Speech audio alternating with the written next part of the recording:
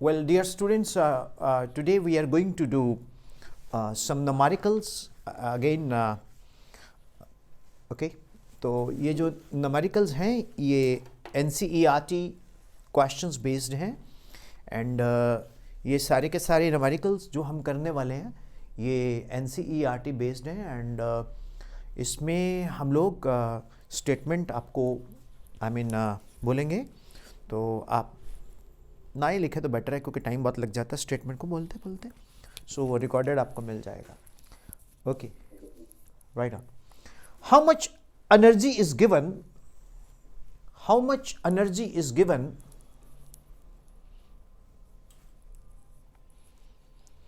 how much energy is given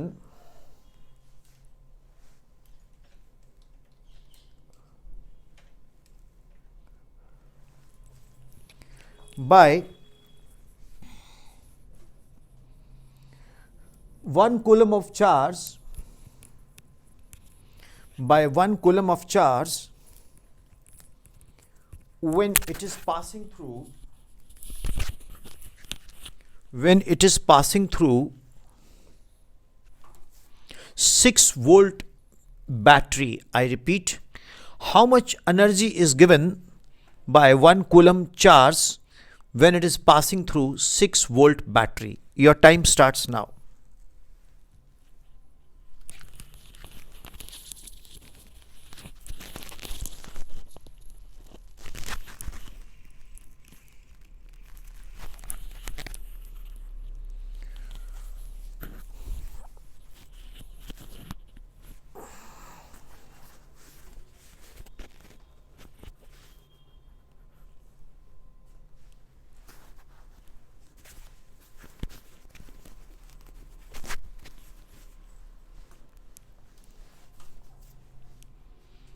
जल्दी से बताइए आंसर क्या है.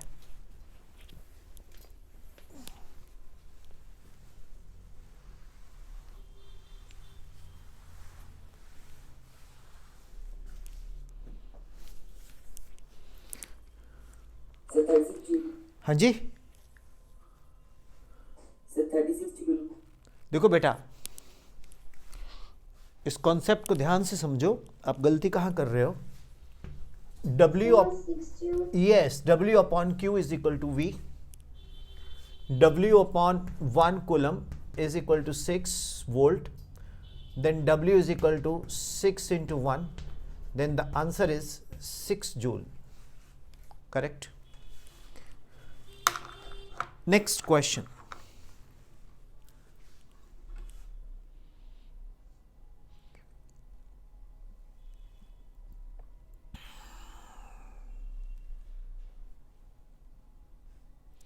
Will current flow,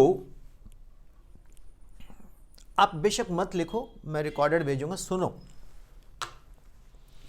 Will current flow more readily, readily means more quickly, through a thick wire or a thin wire of the same material? Sir, thick wire. क्यों? Sir, because here area of cross section is more, so the time taken to travel the current is less. Its resistance is also less. So current will flow fast. Do you agree, Ananya, with him? Yes, sir. Okay. तो you are absolutely correct students. आपने बिल्कुल सही answer किया. It will pass more quickly, बहुत जल्दी से pass करेगा thick में बिकॉज थिक वायर का एरिया ऑफ क्रॉस सेक्शन कम होता है तो रेजिस्टेंस उसका कम हो जाएगा. Area of cross section thick wire का ज़्यादा होता है तो एरिया रेजिस्टेंस उसका कम हो जाएगा. As a result, since resistance is inversely proportional to area, तो क्या आएगा भाई? there will be more current passing. Very right. Yes, sir.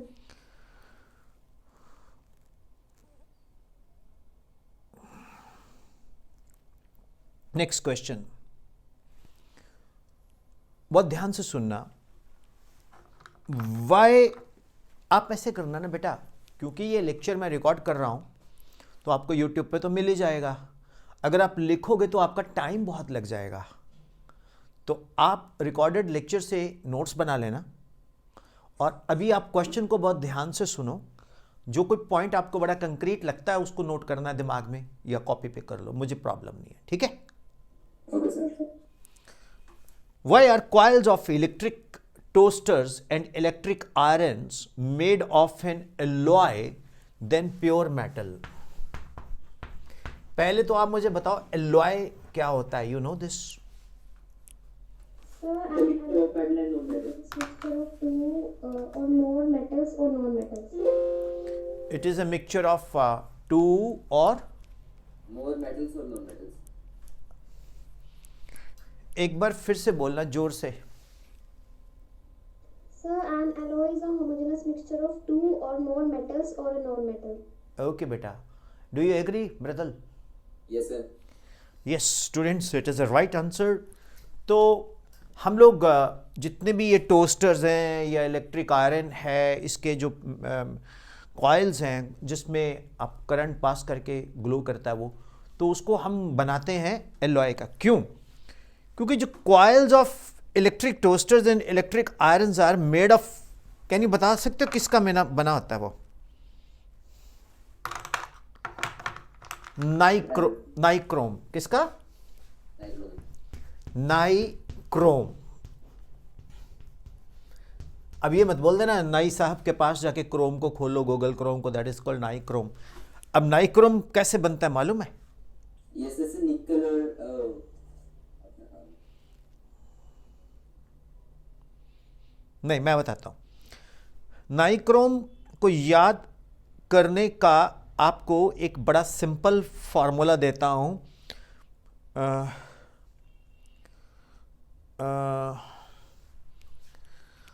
नहीं, क्या बोलोगे आप? नहीं, मैंने नहीं कॉफ़ी, सॉरी, नहीं मैंने कॉफ़ी कप फोड़ा। नहीं मैंने कॉफ़ी कप फोड़ा। फोड़ा मीन्स तोड़ा। नहीं मैंने निकल, manganese Mn, Cr chromium and Fe iron. इसमें क्या होता है? निकल, मैंगनीज, क्रोमियम, आयरन। निकल कितना होगा? 60%। मैंगनीज कितना होगा? 2%। क्रोमियम कितना होगा? बोलो। That is 12%। That is 12%। And ferrous जो होगा वो हमारे पास होगा 26%। तो 12 into 24, 24 and 26, that is 40. 40 plus 60? No. 200. हाँ, 60%, 2%, 12%, 26%। ठीक है, तो 40 plus 60, 100% हो गया। तो दिस इज कॉल्ड नाइक्रोम। अब ये नाइक्रोम हम क्यों यूज करते हैं? due to high resistance. और Sir, and high melting point. Yes, जो रेजिस्टिविटी ऑफ एलॉय है वो higher than that of the constituent metals है, राइट? तो एक तो इसका हाई मेल्टिंग पॉइंट होता है, एक तो इसका होता है हाई मेल्टिंग पॉइंट, और दूसरा क्या होता है? ये ऑक्सीडाइज नहीं होता। Yes, sir. अगर ये ऑक्सीडाइज नहीं होगा तो बर्न नहीं होगा, तो इसलिए ये सही रहता है। और ये 800 डिग्री सेंटीग्रेड तक टेम्परेचर को टॉलरेट कर लेता है। फॉलो किया? Yes, sir. तो इसलिए स्टूडेंट्स हम लोग, कैसा लगा क्वेश्चन? Alloy के use करते हैं. It's a good question. Is it a good question, students? Yes, sir. Yes, sir.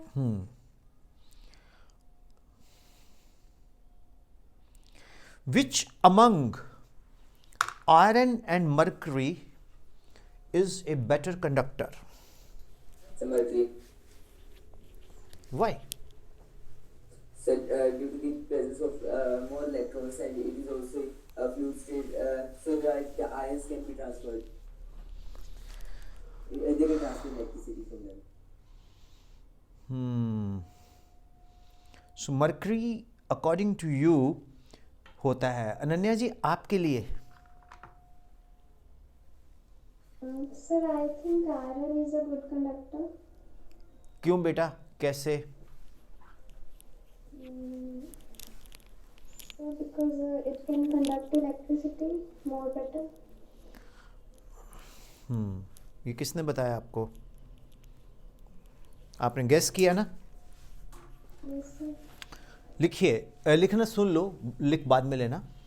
Iron is a better conductor than mercury because resistivity of iron is 10 into 10 to minus 8 ohm per meter. 10 into 10 to minus 8 ohm per meter. ये है resistivity iron की, and जो कि is less than for mercury. Mercury का कितना है? 94 into 10 to minus 8 ohm metre per metre. So dear, ohm metre आएगा, not per metre, ohm metre. आपको पता है ये कैसे चेक करते हैं? R is equal to rho L upon A. ठीक है ना? ओके. R क्या हुआ? ओम. L क्या हुआ? मीटर. एरिया क्या हुआ? Metre square. ये कट गया तो रो क्या आ गया? ओम मीटर. तो इस तरह से हम यूनिट्स निकाल लेते हैं. तो students, iron is better conductor than mercury because resistivity for iron is 10 into 10 to minus 8 which is less than that of mercury which is 94 into 10 to minus 8. तो जितनी रेजिस्टिविटी कम होगी उतना रेजिस्टेंस बढ़ जाएगा, आई मीन कंडक्शन बढ़ जाएगा. Which is best conductor, iron, Mercury और silver? Silver. Silver की रेजिस्टिविटी कितनी रेजिस्टिविटी होती है?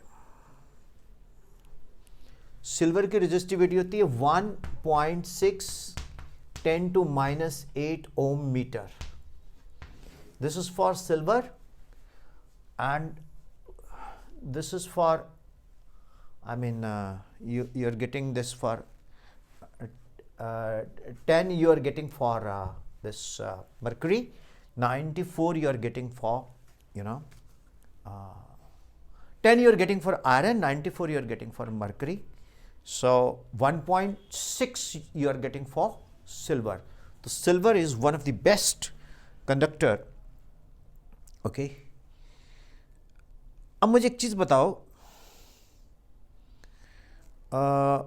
what are the advantages of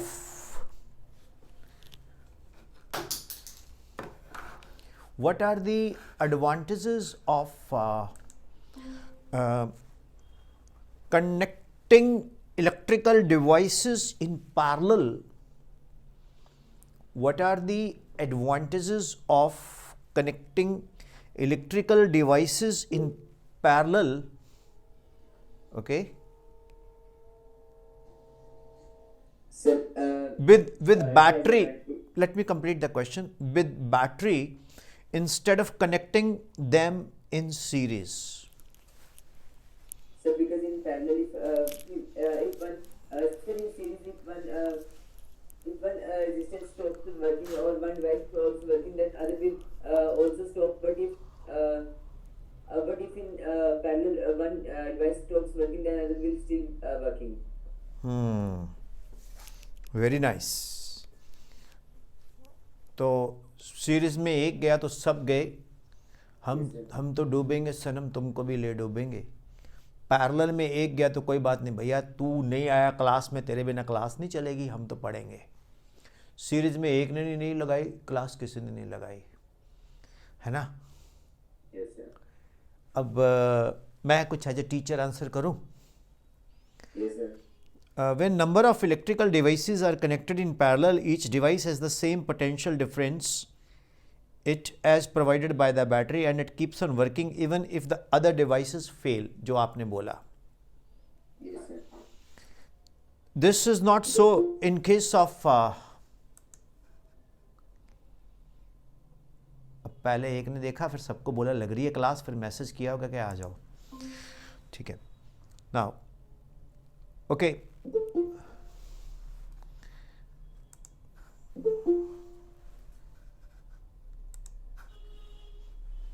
so when a number of electrical devices are connected in parallel, each device has the same potential difference across it as provided by the battery and it keeps on working even if other devices fail. This is no in case of the parallel. तो उसमें क्या है कि if one fails, even then the circuit is working. In series, if circuit one fails, circuit is broken. So एक चीज़ और भी है, जब हम पैरेलल में कनेक्ट करते हैं डिवाइसेस को, मैं आपको बताता हूं कैसे।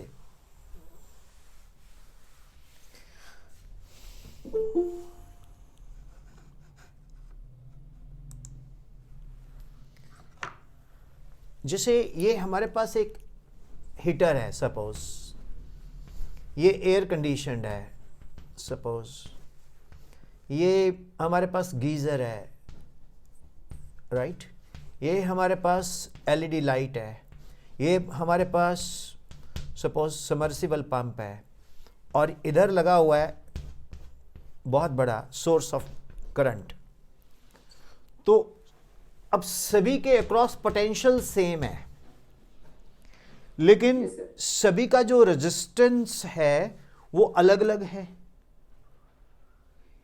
अब जिसकी पावर ज्यादा कंजम्पशन होगी उसका रेजिस्टेंस कम है। Yes, sir. तो जिसकी पावर ज्यादा होगी उसका रेजिस्टेंस कम है। तो dear students, what is going to happen is I will be when switching on AC, तो उसको चाहिए तो 220, लेकिन वो अपनी रेजिस्टेंस के अकॉर्डिंग, अपनी पावर के अकॉर्डिंग बिजली कंज्यूम कर लेगा। Yes, sir. और एलईडी बल्ब है, वो अपने पावर के अकॉर्डिंग बिजली कंज्यूम करेगा, पावर कंज्यूम करेगा, इलेक्ट्रिसिटी कंज्यूम करेगा। Yes, sir. तो इसलिए सीरीज में तो गड़बड़ हो जाएगी, सीरीज में तो सभी का रेजिस्टेंस ऐड ऑन हो जाएगा, तो पोटेंशियल भी डिफरेंट हो जाएगा। Yes, sir. पैरेलल में क्या गजब चीज है, देखो कितनी गजब चीज है पैरेलल में, कि सभी जितने भी इलेक्ट्रिकल अप्लायंसेस हैं वो अपनी अपनी कंजम्पशंस के अकॉर्डिंग, अपनी अपनी कंजम्पशंस के अकॉर्डिंग, अपनी अपनी कंजम्पशन के अकॉर्डिंग पावर कंज्यूम करेंगे। तो जिसकी जितनी चाकरी उसके उतने दाम, जिसका जितना रेजिस्टेंस कम, जिसकी पावर, हाँ 220 वोल्ट सप्लाई है। अब देखो जैसे मैं आप सभी बच्चों को पढ़ा रहा हूँ, अनन्या है, मृदुल है, प्रियांशु है, अक्षित है, रजत है, सभी बच्चे जितने भी हैं, चलो अब टाइम नहीं मैं लगाऊंगा ज़्यादा नाम बोलने में, तो मैं तो पैरेलल में आपको पढ़ा रहा हूँ। Yes, sir. मेरी नॉलेज का पोटेंशियल तो पैरेलल में है, मेरी नॉलेज का पोटेंशियल पैरेलल में है, करेक्ट। Yes, जब sir. लेकिन सभी का अपने अपने ब्रेन की रेजिस्टेंस है। अब जिसको जितनी ज्यादा समझ है उसको ज्यादा समझ आएगा, जिसकी समझ कम है उसको कम समझ आएगा। वो अलग बात है कि हम समझ को, वो मैं इंसान के ऊपर एक एग्जाम्पल दे रहा हूं।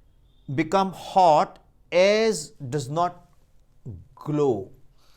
देखिए जब हम कॉर्ड को कनेक्ट करते हैं तो उसका रेजिस्टेंस, आपने सही बोला मृदुल, ठीक है, लो होता है। और जब उसका रेजिस्टेंस लो होता है, for the same current I, for the same current I, जो वायर है उसमें क्या होगा, उसका रेजिस्टेंस लेस है, वो हीट नहीं प्रोड्यूस करेगा। Yes, sir. लेकिन जो हमारे पास नाइक्रोम है, नाइक्रोम में क्या था, nickel, manganese, ferrous and chromium. Yes, sir. मैंने बकायदा परसेंटेज भी बताई थी, निकल के कितने परसेंटेज है, क्रोमियम के 50% और वैसे। हाँ बताओ कितने कितने परसेंट है। Then nickel 16, manganese 12, and chromium 26 and एक 12% थी, yes sir, है ना, 12% थी, याद है आपको, yes sir, एक 12% थी, एक 2% थी, एक 60% थी, आ गया याद। yes sir, sir, एक 26 थी। हाँ जी, निकल 60, क्रोमियम 12, मैंगनीज 2%, आयरन 26%, टोटल करेंगे तो ये 100 बन जाता है, करेक्ट। Yes sir, तो my dear students, heat produced in the heater coil is more than the heat produced in the wire. तो वायर में ग्लो नहीं होता। अब मेरे पास हीटर है, एसी है, गीजर है, कुछ भी है। चलो, आपने कभी नोट किया है कि आप घर में ट्यूबलाइट लगा के पढ़ रहे हो और यह बल्ब लगा हुआ है ऑर्डिनरी, तो आप बैठे खाना खा रहे हो, एकदम से बल्ब कम होता है, फिर कम ग्लो होती है, फिर एकदम बढ़ जाता है। तो मम्मा या पेरेंट्स या कोई भी घर में बैठा था, बेटा ये गीजर किसने ऑन किया अभी, कभी सुना है, देखा, नोट किया आपने, yes sir, क्यों होता है ऐसा? जब कोई हैवी इलेक्ट्रिक अप्लायंस ऑन होता है तो आपके घर में लाइट बल्ब थोड़ी देर के लिए डिम क्यों होता है, फ्रैक्शन ऑफ सेकंड के लिए। क्यों डिम होता है? सर क्योंकि एकदम करंट को फिर वो वाली साइड में जाती है, सोर्स पे जाना होता है करंट का सर, तो फिर उस समय एकदम के लिए तब फ्लक्चुएट होता है, फिर एकदम वापस नॉर्मल हो जाता है, क्योंकि वो पैरेलल में लगे, इसलिए फिर उससे ज्यादा भी फर्क नहीं पड़ता। मृदुल Bhuria, yes sir, I like the confidence in you. Pay my regards to your parents and your teachers and your principal. आपका कंडीशनिंग बहुत गजब का हुआ है। बाकी लोगों में कॉन्फिडेंस नहीं है, कैमरा भी नहीं ऑन करते। I salute your teachers, your parents and your this, and I promise you, you will rock. मेरे से लिखा ले। तो yes sir, my blessings are always with those people who actively participate. बाकी जो मर्जी बोलें, मुझे नाराजगी रहेगी। हीटर को, गीजर को ऑन किया, एसी को ऑन किया तो बल्ब ग्लो कम होता है, क्योंकि वो ज़्यादा करंट खींच जाता है सर्किट में से। तो सर्किट की कहानी, करंट की तो कहानी है। yes sir, अब जैसे बल्ब को सपोज करो 0.8 एम्पियर चाहिए, तो जब आपने गीजर ऑन किया, वो 0.8 एम्पियर से डिक्रीज करवा गया 0.6 ampere, 0.7 ampere, 0.5 ampere. That's why you find that थोड़ी देर के लिए वो ग्लो होगा, बिकॉज उसके अंदर जो ग्लोइंग है कम होती है, I2RT उसकी heat generation fraction of second के लिए कम होती है। हम जज कर जाते हैं। Good, very good answer, right on. An electric iron, मतलब लिखो या ना लिखो, नोट अब सुन लो। An electric iron of resistance 20 ohm takes a current of 5 ampere. Calculate the heat developed in 30 seconds. Calculate the heat developed in 30 seconds.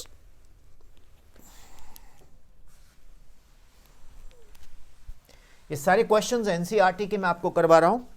ये exam के लिए बहुत प्रोबेबल हैं। सभी बच्चे ध्यान से सुन लें। यही NCERT के सारे न्यूमेरिकल्स मैं आपको सॉल्व करवा रहा हूँ, एंड ये एग्ज़ाम्स के लिए बहुत इंपॉर्टेंट हैं। मैं फिर से बोलता हूँ, I am Sir, 15 kilowatt. 1500 joule. 1500, ये तुम थोड़ा जल्दी करके गलती करते हो। 15,000 joule. Yes, R is equal to 20 joule. Yes, sir. Current कितना है? 5 एम्पियर। अब मुझे जरा डाटा बोलो, करंट 5 एम्पियर, टाइम कितना है? Sir, 30 seconds. तो H कितना हुआ? I square, RT. I कितना है? यस स्टूडेंट्स, कितना बना ये? Sir, 25 into 20 into 30. हाँ जी, As with 25 into 600 is equal to 15,000. तो 5 स्क्वायर 25, R कितना है हमारे पास? 20, 500 इंटू 30, तो ये 15,000 जूल बन गया भैया। Yes, sir. नेक्स्ट क्वेश्चन लिखेंगे आप, what determine the rate at which energy is delivered by a current? What determines the rate? What determine the rate at which energy is delivered by a current? What determines the rate at which energy is delivered by the current?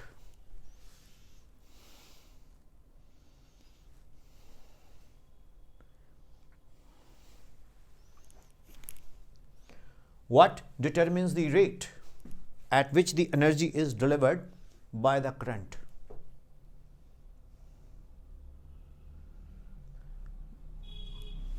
बड़ा simple answer है इसका। Electric power determines the rate at which energy is delivered by a current.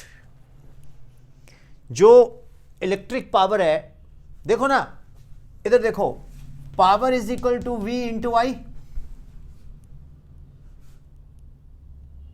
Yes, sir. Potential is constant for parallel. Yes, sir. All electrical appliances are designed to work in parallel. Yes, sir. Then power is proportional to current I.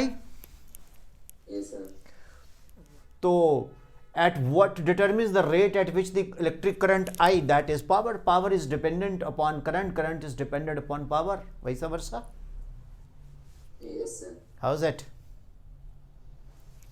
मैंने logic लिया, P is equal to VI. V is constant, P is proportional to I. Yes, sir. So at what determines the rate at which the current is delivered to the circuit?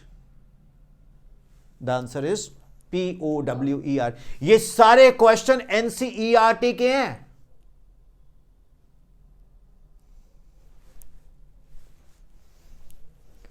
Okay, no problem. लिखिए, a piece of wire capital R, a piece of wire capital R is cut into 5 equal parts. A piece of wire capital R, resistance capital R, is cut into 5 equal parts. These parts are then connected in parallel.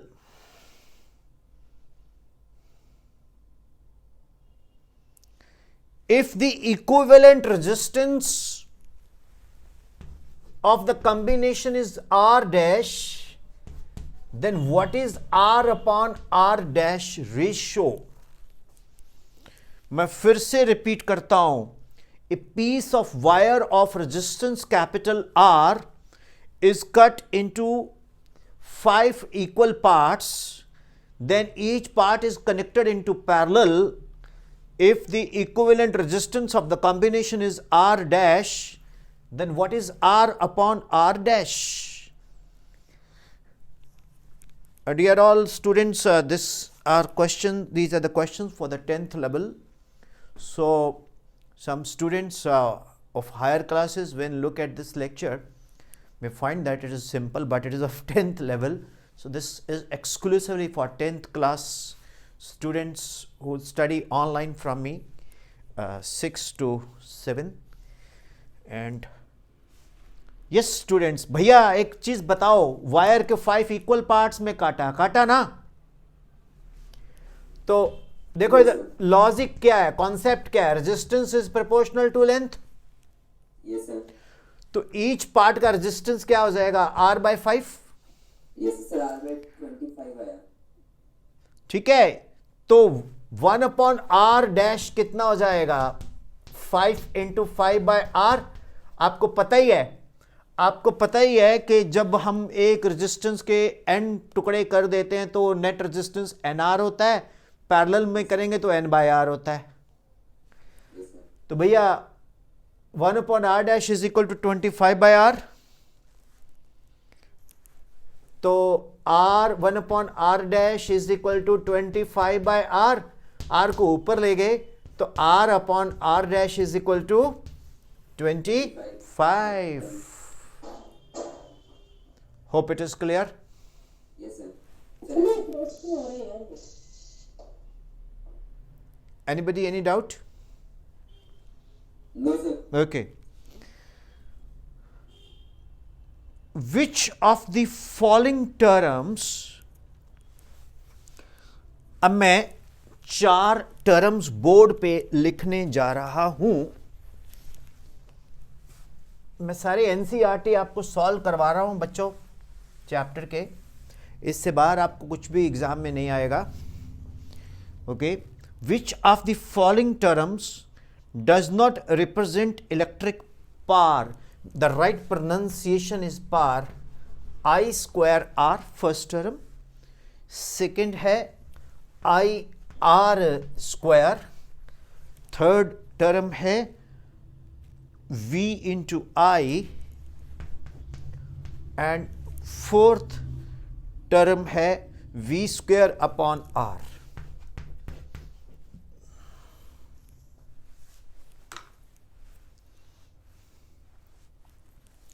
Which of the following terms does not represent electrical power in a circuit? I²R, IR², V²VI, V²/R.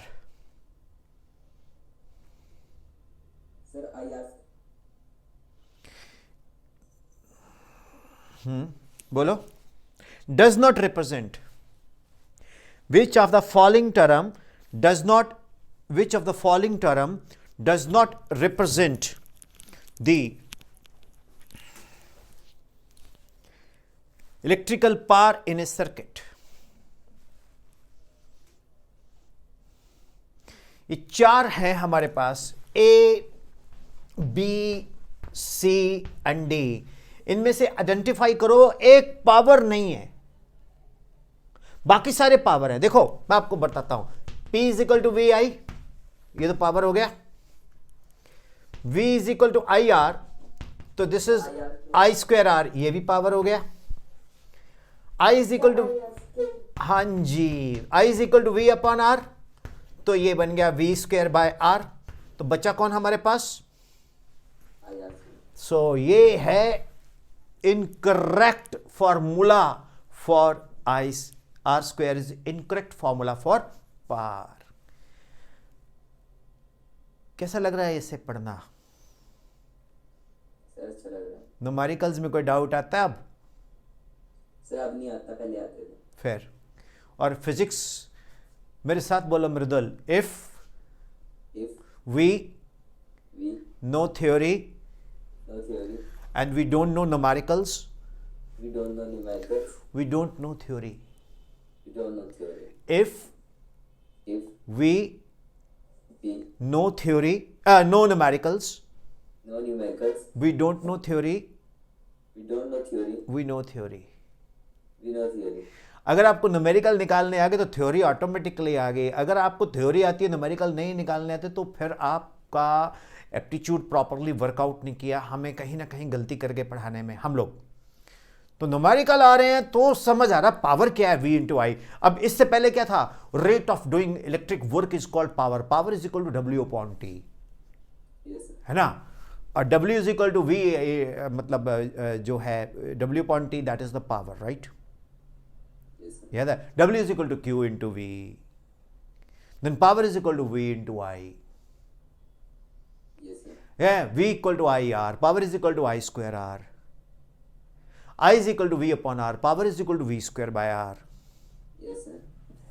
दिल को समझना है, समझाने के लिए गाले भी ये ख्याल अच्छा है, लेकिन जब हमें प्रैक्टिकली आता है कि यार हमारे पास एक इलेक्ट्रिक गीजर है, एक हमारे पास इलेक्ट्रिक बल्ब है, हाँ जी, एक हमारे पास बल्ब है, इलेक्ट्रिक गीजर है, एक हमारे पास सपोज करो LED लाइट है, तो जब हम गीजर को ऑन करते हैं तो LED लाइट में शायद कम पता चलता है, इलेक्ट्रिक बल्ब में जो एडिसन बल्ब है उसमें पता चलता है, वो डिम होता है थोड़ी देर के लिए। क्यों? बिकॉज वो बिजली ज़्यादा खींच गया, वो पावर ज़्यादा खींच गया। तो माय डियर स्टूडेंट्स, ये अप्लाइड नॉलेज हुआ। हीटर है, कभी क्वेश्चन पूछना चाहिए आपको कि सर हम जब हीटर को ऑन करते हैं तो उसको जो तार है उसमें भी तो करंट जा रहा है, वो क्यों नहीं ग्लो करती, हीटर के एलिमेंट ही क्यों ग्लो करता है? आज उसका आंसर आपको क्लियर हुआ। Yes, sir. अब आपको पता लगा कि नाइक्रोम क्या है, इसमें निकल है, मैंगनीज है, फेरस है, कॉपर है। आपको पता लगा कि एलॉय ही बेटर माना जाता है रेजिस्टेंस के लिए, बिकॉज उसका मेल्टिंग पॉइंट बहुत हाई होता है। और ऑक्साइड नहीं होता उसका। ये हाँ जी, सर उसका ऑक्साइड, हाँ, ऑक्सीडाइज नहीं होता, वो 800 डिग्री सेंटीग्रेड तक वो झेल लेता है। फिर आपको पता लग रहा है कि वायर है, उसके हम 5 टुकड़े कर देते हैं, और जब हम उसके 5-6 टुकड़े कर देते हैं तो उसके बाद 5 टुकड़े किए, इक्वल लेंथ के किए, तो उसको पैरेलल में जोड़ दिया, तो रेशो बताओ। अब बंदा बोलेगा वायर है, उसके अच्छा 10th लेवल की बात करता हूँ, वायर है, वायर के टुकड़े कर दिए, अच्छा फिर वो 5 बराबर टुकड़े किए, अच्छा फिर क्या होगा? दिमाग नहीं लगाते। पता है resistance is proportional to length. जब resistance is proportional to length तो जितनी लेंथ होगा उतना रेजिस्टेंस होगा। हाँ जी, मान लीजिए 5 मीटर की वायर है तो उसके 5 टुकड़े किए, ईच टुकड़ा is of 1 metre. Yes sir. तो रेजिस्टेंस कितना हुआ उसका? R/5। Yes sir. तो पैरेलल में जोड़ा तो 25/R, R/25, R डैश आ गया। रेशो आया कितना? 25 टाइम्स आ गया था R। तो यार इस तरह से, मतलब इसको बोलते हैं अप्लाइड कॉन्सेप्ट लगाना। ये फिजिक्स है एक्चुअली। तो रियल फिजिक्स तो यही है ना। थ्योरी में तो बड़ा सिंपल है, electric current is the rate of flow of charge when charge is flowing per unit time is called electric current, 1 coulomb per second is called to electric current. वो तो ऑटो वाला भैया को भी बोल दो व्हाट इज इलेक्ट्रिक करंट, बोलो 1 coulomb per second, 1 coulomb per second. लेकिन उसको मैं एक एग्जाम्पल दे रहा हूं, अगर उसने साइंस नहीं लिया, आर्ट्स लिया है, वो भी बता देगा। लेकिन उसके पीछे लॉजिक क्या है वो पता लग गया ना, कि बैटरी है, बैटरी रेजिस्टेंस में से fall of potential is proportional to current, V is proportional to I। फिर सर ने हमें बताया था, अच्छा battery is like submersible pump, charge is like water, conductor is like pipe. Okay, the electric potential is like pressure. My dear students, कल हम फिर numericals के साथ आगे भी चलेंगे, पर ये चैप्टर बड़ा बिंदास है। पेपर आपका कब है CBSE फिजिक्स का? First paper. साइंस का जो फिजिक्स का पेपर कब है आपका? सर साइंस का हमारा 4 मार्च। 4 मार्च को है ना? Yes sir. तो न्यूमेरिकल्स में ही आपकी सबसे बड़ी प्रॉब्लम आ रही है ना? Yes sir. तो हम न्यूमेरिकल्स को बहुत अच्छे से और हैंडल करवाऊंगा। मैं NCERT के सारे न्यूमेरिकल्स आपको सॉल्व करवा देता हूँ। अब आज के लिए इतना ही। अब मैं कुछ और चीज़ें डिस्कस भी करूँगा, राइट, लेटर।